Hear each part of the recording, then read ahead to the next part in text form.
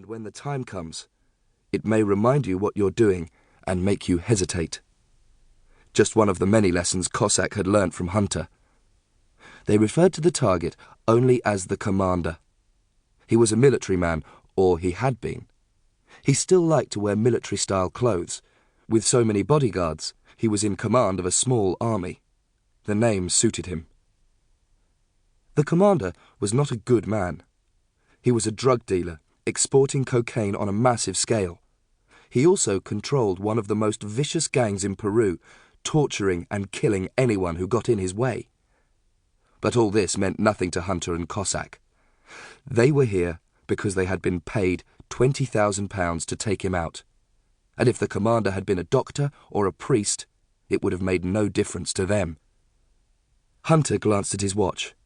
It was 2 minutes to 8 o'clock in the morning, and he had been told the commander would be leaving for Lima on the hour. He also knew that the commander was a punctual man. He loaded a single .308 cartridge into the Winchester and adjusted the sniper scope. One shot was all he would need. Meanwhile, Cossack had taken out his field glasses and was scanning the compound for any sign of movement. The younger man was not afraid, but he was tense and excited. A trickle of perspiration curved behind his ear and ran down his neck. His mouth was dry. Something tapped gently against his back, and he wondered if Hunter had touched him, warning him to stay calm.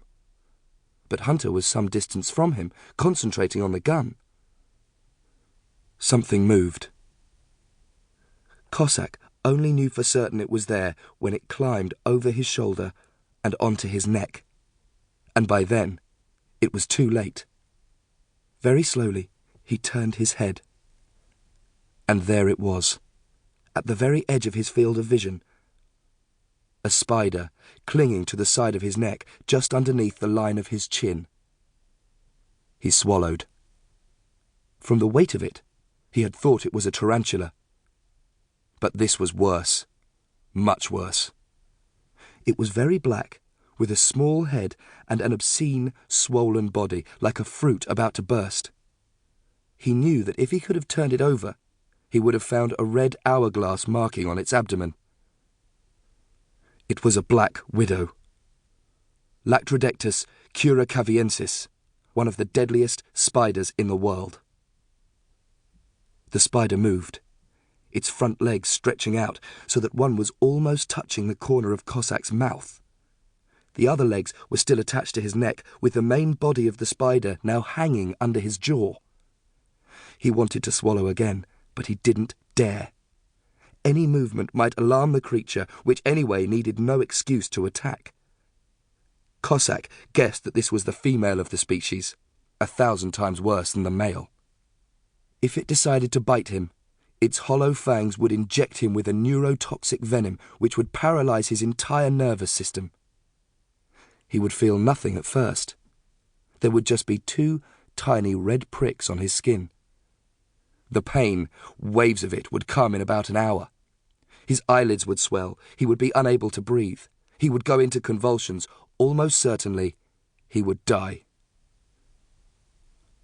Cossack considered raising a hand and trying to flick the hideous thing off. If it had been anywhere else on his body, he might have taken the chance. But it had settled on his throat, as if fascinated by the pulse it had found there. He wanted to call to Hunter, but he couldn't risk moving the muscles in his neck. He was barely breathing. Hunter was still making the final adjustments, unaware of what was going on. What could he do? In the end, he whistled.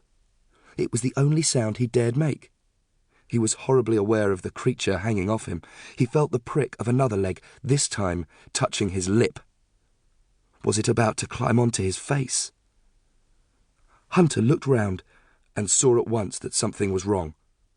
Cossack was standing unnaturally still, his head contorted, his face, underneath the paint, completely white. Hunter took a step, so that Cossack now stood between him and the compound. He had lowered the rifle, the muzzle pointing towards the ground. Hunter saw the spider. At the same moment, the door of the house opened and the commander came out. A short, plump man, dressed in a dark...